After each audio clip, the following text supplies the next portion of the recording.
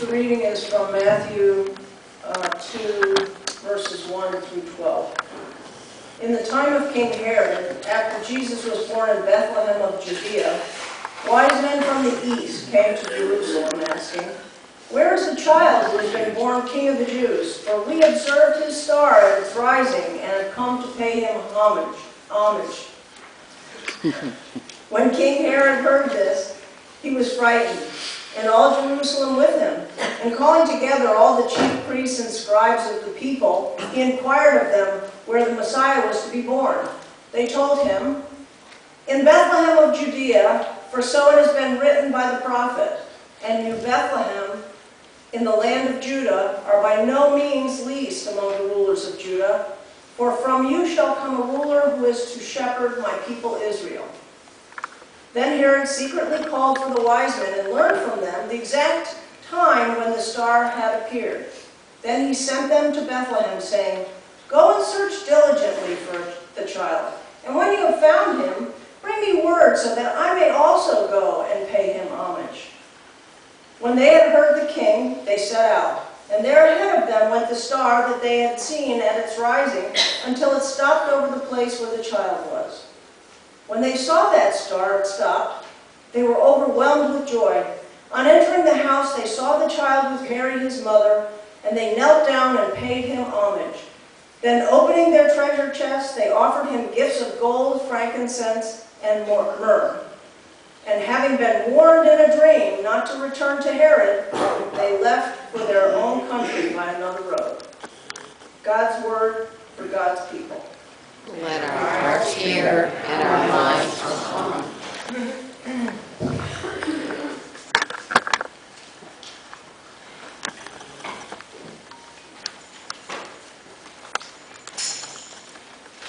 These wise guys really were people whose lives responded to God. They are inspirational in ways so much greater than we can ever count. In truth, we don't know a lot about them. What we think we know is mostly wrong. We always put the wise men in our nativity scenes. Sometimes we hold off until Epiphany. Sometimes we have them lined up with everybody else. But the truth of the matter is, the wise men, and there could have been women, we don't know if they were all men. We don't know who traveled together. Sometimes we call them kings, sometimes we call them wise men. What Scripture calls them is magi, magicians. And we do know that they were from the priestly caste of Zoroastrians. So they were connected to the king in the area of the world that's now Iran. And that Zoroastrianism used to be the predominant religion there before Islam. Zoroaster was a prophet who spoke about the dichotomy, the constant pulling in human life between truth and lies. And he knew that, and he believed there was free will, he taught that, and that it was a person's responsibility in life to cling to truth and to stay away from lies, to reject lies. Truth was important. And so these folks were the scientists of their day. They studied the stars, they used astrology. They thought at that time that astrology was truth. But what happened was they did somehow manage to see a new star in the sky. And we don't know anything about that, really. People say, well, maybe it was this or that comet. Maybe it was, we don't know, we don't have a clue. But they saw something in the sky, and their hearts were nudged enough that they packed up and took a long and difficult trip. So one thing we know about these guys is that they weren't Jews, but they came at great personal risk and difficulty. From far away they came to worship Jesus, to give Jesus amazing gifts, to just be present. And they did that because somehow God reached them with such a nudge in their hearts, they could not resist it. How did God get to them that way? We wonder. It's so important to us to follow God. We think sometimes, God, where are you? How will I know what I'm supposed to do? One thing we can notice from the Magi is that the place where God reached them was the place where they had an area of expertise. They studied the stars. They really noticed and paid attention to the stars and had learned a lot about them. God touched them in an area where they've been studying and learning, where they had some natural abilities. That's where God touched them. So when we think, what does God want us to do? How do I best respond to God? One thing these Magi can teach us is to think a little bit about what brings joy to our hearts. What are we good at? Like crafts. God is never going to talk to me through crafts, I assure you. But some people, yes, it's a way that they can share with others, and God can move them. Where does God find you? Are you really interested in medicine? My daughter Hannah once asked Jen what kind of a doctor she was, and she said, a very good one. God finds us in those areas where we're very good, and God moves us to use those gifts. So that's one thing we learn from those wise men. Another thing we learn is that, okay, they were reached in this area of expertise. They were nudged and moved, but by goodness, they actually packed their bags and went. That always amazes me. It is hard for us, and sometimes God is not asking us to go on a long trip. But I submit to you, God is almost always asking us to move a bit beyond our comfort level. Amen. If we have what we're used to, the people we know how to talk to so well, those folks who are going to be so glad to see us, that's awesome. But what about those folks who haven't met us yet, who might need a friend, who might need a meal? What about those folks, and I run into them all the time, who say, I would never go to church because, and I often think to myself and frequently say out loud, yeah, I'd never go to a church like that either. How do we cross those barriers and say, well, come and see. You know, there's this church that's really weird, but I think we've got a place for you. How does God nudge us enough to reach past our comfort zone to include others and share the kind of powerful gift that we receive? To dare to stand up when it's emotional, when it's so personal and it has a big impact, but we dare to stand up and share something in church about how we've been touched and moved. I submit to you, that's a Magi moment, a time when God finds our hearts, gives us a nudge, and we pack our bags and stand up and say what it is God calls us to share. A Magi moment. How can we find our own Magi moments?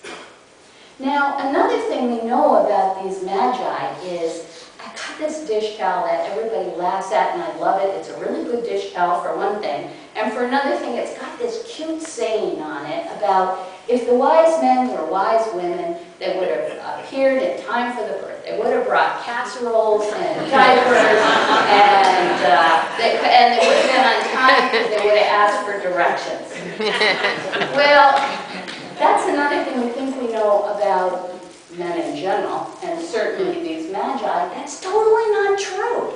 These guys did, right? If we read the scripture, they did stop and ask for directions from Herod. And that's something that we have a lot to learn about there too, because when they followed the star, and they knew it was in the east, so they're thinking Jerusalem, right? They head to Jerusalem, and Herod has just built this gorgeous, rebuilt the temple. It's gorgeous, shining white walls. It's beautiful.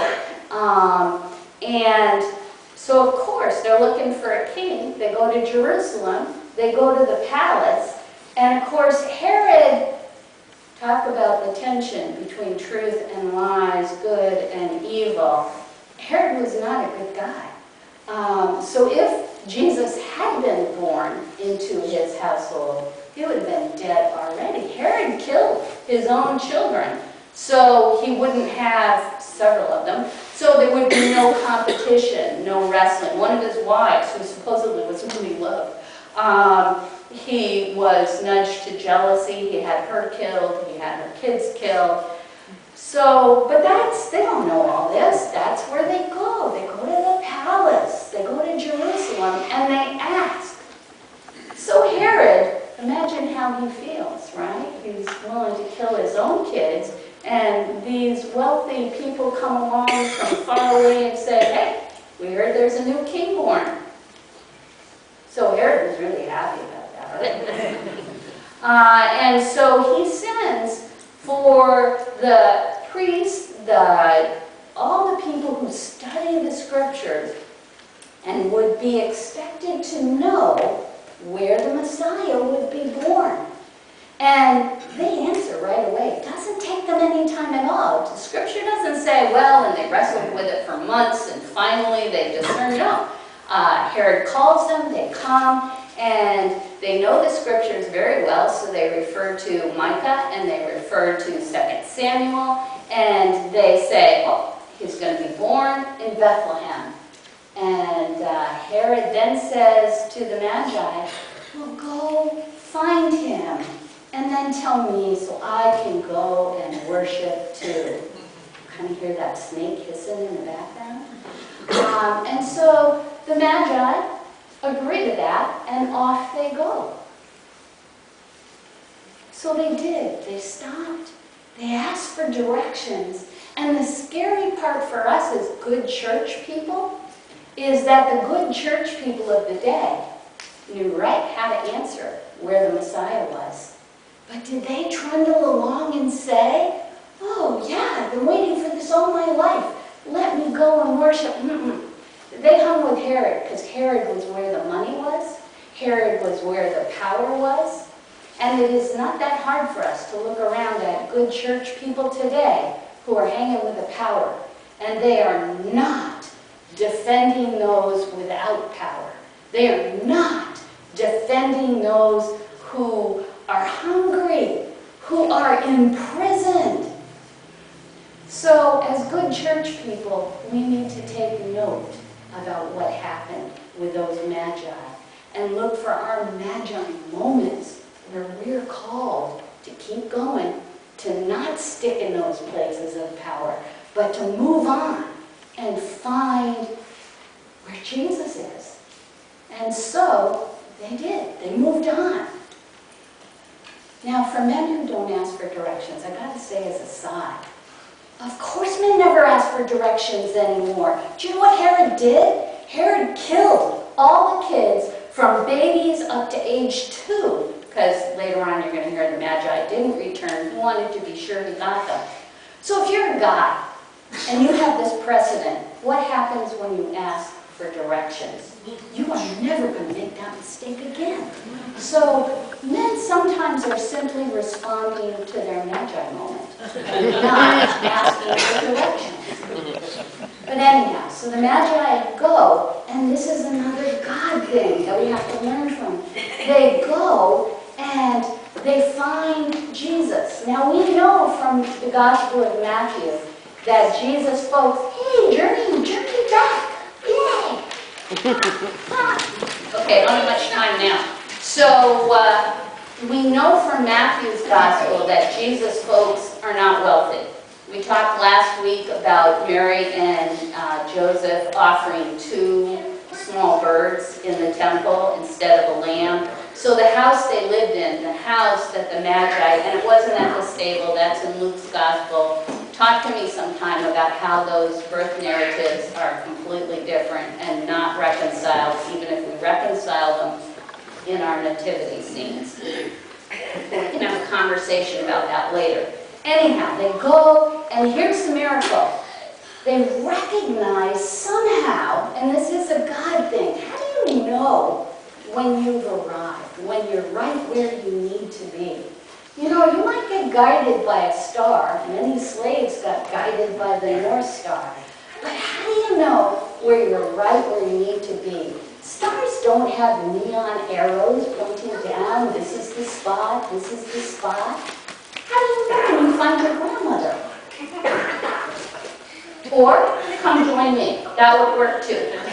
Anyhow, sometimes you just know where you're supposed to be, right, Lily? Well, those Magi knew right where they were supposed to be. And I submit to you, that happened because they got used to following the nudges in their heart. That's how they knew, because they practiced it. They felt the nudge, they responded. And so even though the house was not a lavish palace, even though it was really a quite humble home, they knocked on the door and they brought in their guests. How in our Magi moments will we know we're right where we need to be? Somehow, I had a Magi moment when I came to Florida, which I had never visited until I came to be interviewed in person at this church. Yeah. I know. And the only reason I came, I admitted this to you before, the snow in northern Maine where I lived was up to the 2nd story window. And even though I'd never wanted to go to Florida before, I thought, well, what the heck, I could look, right? And I came, but I did have one of those moments when I got here, and Florida was totally foreign to me. I was amazed by palm trees, those creepy little lizards that are everywhere. It was just so foreign, and yet my heart felt home here. It felt home. I knew it as the place it was supposed to be. Amen. We do have Magi moments if we do weird things, like respond when we have those nudges. The kids say my time is up. I just want to add that another Magi moment, a really powerful one, came when those guys took a nap. We found this out about Jesus. Joseph, rather. He was warned in a dream about packing up the baby and heading to Egypt. He was told in a dream to dare to marry Mary and protect baby Jesus. And these wise guys, after this joyous event, well, they went to sleep. And that's when they were warned in a dream not to return to Herod, and they went home by another way. Part of experiencing our Magi moments is to get enough rest. In Jesus' name, amen. Amen.